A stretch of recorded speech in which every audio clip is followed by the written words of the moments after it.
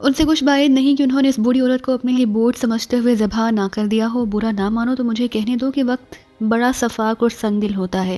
اس نے اداس لہجے میں کہا، تم تو صدا سے بڑی ماں کا احترام کرتے آئے ہو، لیکن اپنی ماں کے ساتھ اس عورت کے ظلم کی کہانیاں تم نے ہی مجھے سنائی تھی۔ شاید تمہاری سگی ماں نے مرتے دم تک بڑی ماں کو معاف نہیں کیا تھا، اور آج اسی دکھی دل کی فریادیں رنگ دکھا رہی ہیں۔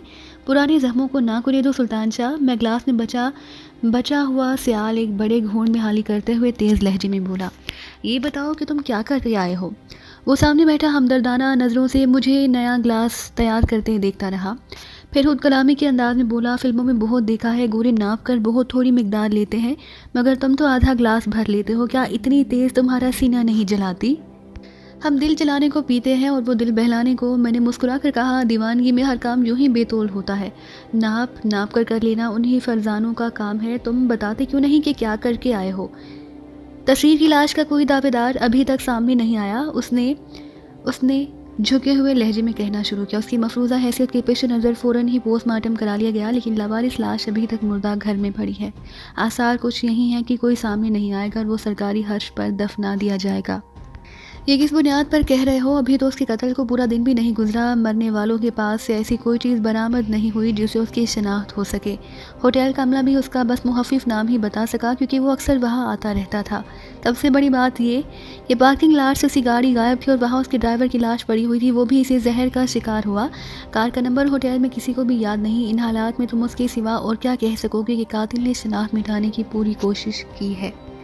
ٹی اے ملک کے نام سے وہ مالود نیلے چہرے کی بگڑی ہوئی تصویر دیکھ کر تو تم بھی اسے تصویر کی حیثیت سے شناخت نہ کر سکو گے۔ تمہارا اندازہ 100% درست ہے۔ میں نے گلاس سے اپنے لبوں کو تر کرتے ہوئے تھکے لہجے میں کہا، لارڈس کاٹیج میں اب کوئی تصویر یا اس کی ماں کو نہیں جانتا۔ انہوں نے دونوں سے لا تعلقی اختیار کر لی ہے۔ پھر میں اسے طفیل، ٹینا اور کریہا آواز والے سے گفتگو کی تفصیلات سنانے لگا۔ سب راستے بند ہو گئے ہیں، وہ میری کہانی سن کر مایوسانہ لہجے میں بولا۔ باہر جتنے محافظ تھے ایک ایک کر کے تباہ ہو گئے، اور اب جو لوگ نگاہوں میں ہیں وہ سب لارڈس کاٹیج کے مضبوط حصار میں محفوظ ہیں، جہاں گھسنا تو شاید اتنا دشوار نہ ہو، لیکن باہر نکلنا ناممکنات میں سے نظر آتا ہے۔ اچانک کمرے میں ایک نامانوس سی غیر ملکی آواز سنائی دی اور میں چونک پڑا۔ سلطان شاہ اپنی جگہ سے اچھل کھڑا ہو گیا اور میری مسہری پر پڑے ہوئے آپریٹرز کو گھورنے لگا، جسے طفیل سے ناکام مذاکرات کے بعد میں نے آف کیے بغیر وہیں پھینک دیا۔ وہ آواز اسی کی اسپیکر سے ابھر رہی تھی۔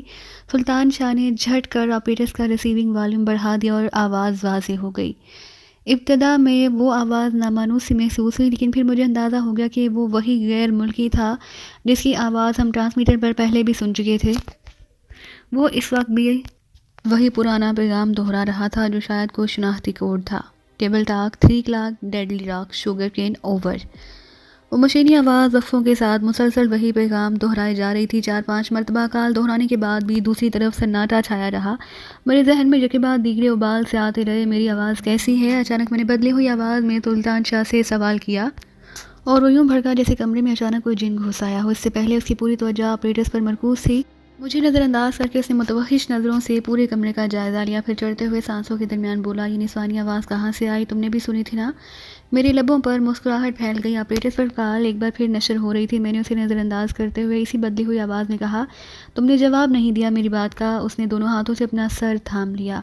اوہ خدا، یہ تو تمہیں مذاق سوج رہا ہے، میری تو جان ہی نکل گئی کہ بند کمرے میں عورت کہاں سے گھس آئی ہے۔ مذاق نہیں، میں اسی سے آواز میں بات کرنے کا ارادہ رکھتا ہوں، میں نے بدستور نسوانی آواز میں کہا۔ شاید شوگر کوئن کا آپریٹر صاف ہے یا پھر وہ غیر حاضر ہے، میں اس موقع سے فائدہ اٹھانا چاہتا ہوں۔ مردانہ آواز میں بولا تو کوئی بھی شبہات کا شکار ہو سکتا ہے۔ ضرور کوشش کرو، وہ بے ساختہ مسکراتے ہوئے بولا۔ میں تو سوچ بھی نہیں سکتا تھا کہ تم اتنی عمدہ آواز بدل سکتے ہو۔ میں نے مسہری پر سے آپریٹرز اٹھا لی۔ اس بار ہاسے طویل سناٹے کے بعد کال دہرائی گئی۔ دوسری طرف سے لائن آور ہوتے ہی میں نے ٹرانسمیٹنگ بٹن دبا کر نسوانی آواز اور غیر ملکی لب و لہجے میں انگریزی بولنا شروع کر دی۔ شوگر کین باہر مصروف ہے، اس کی ہدایت ہے کہ پیغام مجھے نوٹ کروا دیا جائے، اوور۔ سلطان شاہ کسی احمق کی طرح منہ پھاڑے پھٹی پڑی آنکھوں سے مجھے دیکھ رہا تھا۔ کیا تم کوڈ ورڈز میں بات نہیں کر سکتی، اوور؟ مردانہ آواز نے غصیلے لہجے میں سوال کیا۔ یہ سوال میری بجائے تمہیں مادام سے کرنا چاہیے کہ مجھے کوڈ کیوں نہیں سکھایا گیا، اوور، میں نے برہمی کا اظہار کرتے ہوئے کہا۔ او نو بیبی، ناراض ہونے کی ضرورت نہیں۔ میرا ترش لہجہ سن کر مرد کا غصہ فوراً ہی کافور ہو گیا۔ پیغام بہت اہم ہے، میں کھلے الفاظ میں نہیں دہرا سکتا۔ شوگر کوئن، جب بھی لوٹے اس سے میری بات کروا دینا، اوور۔ ضرور کروا دوں گی، لیکن تمہاری کوئی شناخت بھی ہوگی۔ اوور، میں نے چپتے ہوئے لہجے میں کہا۔ میرا کوڈ اول ڈارلنگ ہے۔ اوور جلدی سے کہا گیا۔ اور اگر مادام رات بھر واپس نہ آئی اوور، میں نے سلطان شاہ کو آنکھ سے اشارہ کرتے ہوئے کہا۔ او یہ بہت ضروری ہے، بہت اہم ہے۔ اس کی مستربانہ آواز ابری۔ کیا تمہیں علم ہے کہ وہ اس وقت کہاں مل سکے گی اوور؟ معلوم ہے لیکن بتا نہیں سکتی اوور۔ سلطان شاہ اسپاٹ لہجے، چہرے کے ساتھ احمقانہ انداز میں منہ پھاڑے کھڑا ہو گیا۔ پھر کام بن گیا مائی بیبی، اس سے کہو کہ فوراً مجھے فون کر لے اوور۔ Number over. اس نے ایک فون نمبر دہرایا جو میرے اشارے پر سلطان شاہ نے پھرتی کے ساتھ نوٹ کر لیا۔ میں نمبر اسے سنانے کے بعد لیکن آپریٹرس پر ریسیور آن رہنے دیا۔ کیا بات ہوئی؟ گفتگو کا سلسلہ منقطع ہوتے ہی سلطان شاہ نے سوال جڑ دیا، کیونکہ شکستہ فکروں سے آگے اس کی انگریزی جواب دے جاتی تھی۔ تمہیں ڈارلنگ کیوں کہہ رہا تھا؟ میں اپنا گلا سہلاتے سہلاتے بے اختیار ہنس پڑا۔ وہ مجھے ڈارلنگ نہیں کہہ رہا تھا بلکہ اپنا کوڈ بتا رہا تھا۔ یہ کہہ کر میں نے اختصار کے ساتھ اسے پوری گفتگو کے خلاصے سے آگاہ کر دیا۔ حیرت ہے کہ اس دوران میں کسی نے بھی دخل اندازی نہیں کی۔ یہ تو ہو نہیں سکتا کہ اس وقت ہمارے علاوہ باقی سارے ہی آپریٹر صاف رہے ہوں۔ میرے خاموش ہونے پر اس نے رائے زنی کرتے ہوئے کہا۔ مجھے بھی ہر آن دھڑکا لگا ہوا تھا کہ کسی اور نے نہیں تو کم از کم طفیل نے ضرور ساری گفتگو سنی ہوگی، لیکن دخل انداز ہونے کی ہمت نہ کر سکا۔ شاید اس کے لیے شوگر کوئین اور اولڈ ڈارلنگ کا منصب خاصا بلند ہے۔ اب اس سے پہلے کہ ہماری اس دخل اندازی کا بھانڈا پھوٹے، ہمیں فون نمبر سے اولڈ ڈارلنگ کے ٹھکانے کا پتہ لگانا ہے، ورنہ وہ بھی ہاتھ سے نکل جائے گا۔ تم جاؤ، میں یہیں بیٹھا ہوں۔ اس نے کہا تمہیں جانا ہوگا، میں نے سنجیدگی کے ساتھ کہا۔ اس دوران میں پھر گفتگو شروع ہو گئی تو کچھ اور نہ سمجھ سکو گے۔ وہ ہنستا ہوا کمرے سے چلا گیا۔ اس کی تعلیم بس اسی مرحلہ تک تھی کہ انگریزی اچھی طرح پڑھ لیتا تھا، صاف لہجے میں بولے گئے عام فہم الفاظ کا مطلب سمجھ لیتا تھا، لیکن فکروں کو، خصوصاً روانی میں بولے گئے فکروں سے مفہوم اخذ کرنا اس کے بس سے باہر تھا۔ انگریزی فلمیں بھی محض اپنے وسیع حربے تجربے کی بنیاد پر ایکشن اور اداکاروں کے تاثرات کی بنا پر سمجھ لیتا تھا۔ تھوڑی دیر بعد وہ واپس آیا تو خاصا مسرور تھا۔ رکے پر لکھا ہوا اپنا پتہ گلبرگ کے علاقے کی نشاندہی کر رہا تھا۔ اب ایک مسئلہ پریشان کن ہوگا، میں نے کہا۔ اس پتے پر پہنچنے تک میں آپریٹر سائن رکھنا چاہتا ہوں تاکہ اس پر ہونے والی ہر گفتگو سے باخبر رہ سکوں۔ اگر یہ گفتگو ٹیکسی میں ہی شروع ہو گئی تو ڈرائیور ہماری طرف بھڑک جائے گا۔ مجھے اس دشواری کا اندازہ تھا۔ وہ ایک کار کی چابی جیب سے نکال کر چٹکی میں دباتے ہوئے بولا، نیچے کاریں کرائے پر دینے والوں کی ایک کل وقتی کاؤنٹر موجود ہے۔ میں نے 2 دن کے لیے گاڑی کرائے پر لے لی ہے جو باہر موجود ہے۔ میں اپنے گلاس میں رہا سہا سیال مادے میں انڈیل کر اس کے ساتھ روانہ ہو گیا۔ کمرے سے نکلنے سے پہلے میں نے آپریٹرز کا والیوم بہت کم کر دیا اور اسے جیب میں ڈال لیا۔ ایک سفید کار بھی تھی مگر میں نے سرمئی کو ترجیح دی۔ سلطان شاہ نے میرے لیے دروازہ کھولتے ہوئے کہا، اندھیرے میں دور سے نظر بھی نہ آ سکے گی بشرط یہ کہ ہر لمس روشن نہ ہو۔ میں نے ہنستے ہوئے کہا اور ہم دونوں نے اپنی نشستیں سنبھال لی۔ تمہارے سانسوں سے شراب کی تیز بو آ رہی ہے، سلطان شاہ نے انجن سٹارٹ کر کے سڑک پر ڈالتے ہوئے کہا۔ راستے میں کسی نے روک لیا تو دشواری میں پڑ سکتے ہیں، کہیں سے ایک خوشبودار پان والا لے لینا۔ کیا اب اس غیر ملکی کو بھی چھاپنے کا ارادہ ہے؟ کچھ دیر کے بعد اس نے سوال کیا، یہ حماقت کے مترادف ہوگا؟ یہ پہلا غیر ملکی نظروں میں آیا ہے، اس کے سہارے ہم یقیناً میرا لائٹ یا کسی اور اہم شخصیت تک پہنچنے میں کامیاب ہو سکیں گے۔ اس سے زیادہ صبر آزما کام روئے زمین پر محال ہے۔ چھپے بیٹھے رہو اور بس انتظار کرتے رہو۔ کیا یہ بہتر نہ ہوگا کہ اس کی رگڑائی کر کے سب کچھ اگلوا لیا جائے؟ بے سود ہوگا۔ اس سے تعلق رکھنے والوں کو جو ہی اس کی رگڑائی کا علم ہوگا سب اپنے ٹھکانے چھوڑ کر روپوش ہو جائیں گے اور ہم ہلا میں ہاتھ پیر مارتے رہ جائیں گے۔ میری بات لکھ کر رکھ لو۔ شوگر کوئین سے رابطہ قائم ہونے کے بعد تمہارے اولڈ ڈارلنگ کو جو ہی حقیقت کا علم ہوگا وہ بھی کسی خارش زدہ چوہے کی طرح اپنے گلبرگ کے ٹھکانے سے نکل بھاگے گا۔ کار چونکہ اب اپنی ہی تھی لہٰذا میں نے آپریٹرز کا والیوم بڑھا دیا۔ مال روڈ سے کنال بینک روڈ پر مڑنے کے بعد جب ہم گلبرگ روڈ کے مقام اتصال پر پہنچے تو اچانک ہی آپریٹرز پر وہی مردانہ آواز سنائی دینے لگی۔ اس بار بھی وہ شوگر کوئین سے رابطہ قائم کرنے کے لیے بے چین تھا۔ میرے ایما پر سلطان شاہ نے کار بائیں طرف گلبرگ روڈ پر گھما کر رفتار تیز کر دی۔ پھر ہم خیابان اقبال پر مڑ گئے جہاں آگے چل کر گلبرگ مین مارکیٹ کے بارونق علاقے میں کسی سے صحیح رہنمائی حاصل کی جا سکتی تھی۔ اس نے ایک کے بعد دیگرے 3 بار شوگر کوئین کے لیے پیغام نشر کیا لیکن دوسری بار سناٹا چھایا رہا۔ آخر اس کے ہاتھ سے صبر کا دامن جاتا رہا اور وہ کسی سے بھی بات کرنے پر تل گیا۔ It is all darling on the line, جو بھی میری آواز سن رہا ہو جواب دے، یہ بہت اہم ہے، اوور۔ اس بار وہ کوڈ ورڈز کی بجائے انگریزی میں بولا تھا اور یہ نکتہ میرے لیے خیال انگیز تھا۔ اس کا مطلب تھا کہ تنظیم میں شوگر کوئین اور اولڈ ڈارلنگ کے علاوہ دوسرے لوگ کوڈ ورڈز کے نظام سے نابلد تھے۔ ये so from lights cartridge receiving sir over. दूसरी तरफ से तुफैल की मोदबाना आवाज़ सुनकर मेरा दिल खुश हो गया। शुगर क्वीन कहीं लापता है और वो दूसरी लड़की भी ना जाने कहाँ जा मरी है। वो कहाँ मिल सकेगी? ओवर। उससे आपकी तमाम गुफ्तगू मैंने सुनी थी सर, मेरे लिए वो नई आवाज़ थी। हो सकता है कि मादाम ने उसे हाल ही में रखा हो, मैं उसके ठिकाने से ला इल्म हूँ। ओवर। तुफैल की आवाज़ पर यतीमी सी तारी हो गई। वो जानती है कि शुगर क्वीन कहाँ है, लेकिन बताने पर आमादा नहीं। तुम फ़ौरन मेरे पास चले आओ। ओवर। पता बता दे, मैं अभी पहुंचता हूं सर। ओवर। तुफैल ने वो सवाल करके मेरा दिमाग बाग बाग कर दिया। ओल्ड डार्लिंग ने अपना पता बताकर गुफ्तगू ख़त्म कर दी। खुदा बड़ा मेहरबान है। ऑपरेटर्स के खामोश होते ही सुल्तान शाह दरवेशाना अंदाज में बड़बड़ाया, सिर्फ इसलिए कि तुम्हारे हासिल किए हुए पते की तस्दीक हो गई। मैंने उसे छेड़ा। मुझे यूँ महसूस हो रहा था जैसे इस वक्त मेरे जहन पर से एक बड़ा बोझ हट गया हो, बल्कि इसलिए कि अल्लाह ताला ने दोनों के लिए काम पैदा कर दिया। तुम गोरे की निगरानी करना, मैं तुफैल को उस तक पहुँचने से पहले टन लूँगा। बड़ी हसरत है मुझे उसके दीदार की। मेरे नज़दीक इस वक्त तुफैल का अगवा सबसे अहम है, लेकिन मसला ये है कि तुम उसे रखोगे कहाँ? मैंने तशवीश ज़दा लहजे में सवाल किया। वो आसानी से हार मानने वालों में से नहीं, तुम्हारी कमज़ोरी भांपते ही फ़ायदा उठाने की कोशिश करेगा। तुम मेरे उन दोनों दोस्तों को भूल रहे हो जिन्होंने मुझे असलहा और चोरी की एक कार पिछले चक्कर में फ़राहम की। एक तो क्या 10 तुफैल भी उनकी तहवील से नहीं भाग सकेंगे। जिगर का मसला तुम्हारे लिए हो सकता है, इसलिए मैंने ये ज़ोर देकर अपने सर पर ले लिया। ये जिम्मेदारी मैंने अपने सर ली। मेन मार्केट से दरियाफ्त करने पर मालूम हुआ कि हमारा मतलूबा मकान इसी इलाके में कदरे अंदर वाक़ है। बताए हुए रास्तों को इख्तियार करते हुए ज़रा ही देर में हम दरख्तों के साए में घिरे जदीद तर्ज के इस मकान के सामने पहुंच गए, जहां प्लास्टिक की एक रोशन दीवारगीर प्लेट पर जॉर्ज सालोमन के नाम के नीचे मतलूबा नंबर लिखा हुआ था। गनीमत ये था कि वो इलाका आमदोरफ्त के एतबार से सुनसान नज़र आ रहा था। मकान भी वसी अहातों में एक दूसरे से इतने फासले पर तामीर किए गए कि हर मकान अपनी जगह सरापा हलवत था। इस गली का एक चक्कर काटने के बाद हमने मुतफ़क्का तौर पर यह तयन कर लिया कि तुफैल जॉर्ज सालोमन के मकान तक पहुंचने के लिए वही रास्ता इख्तियार करेगा जो हमने अपनाया था। हयाबान इकबाल से वहाँ जीप ले लिए, बस वही एक रास्ता था। हमारे अंदाजे की गलती की बस यही एक सूरत हो सकती थी कि तुफैल गलियों में भटकता हुआ इधर आ निकले। मैं इसी गली में कार से उतर गया और सुल्तान शाह सुरमई करोला इसी सिमत में ले गया जिधर से तुफैल के आने का इम्कान था। मगर मुझे अपनी हमाकत का एहसास हुआ। मैंने कार के पीछे तकरीबन दौड़ लगा दी। सुल्तान शाह ने गाड़ी नुक्कड़ से घूमने के बाद रोक ली। मुझे अपनी तरफ आते देखकर वो कुछ परेशान सा हो गया।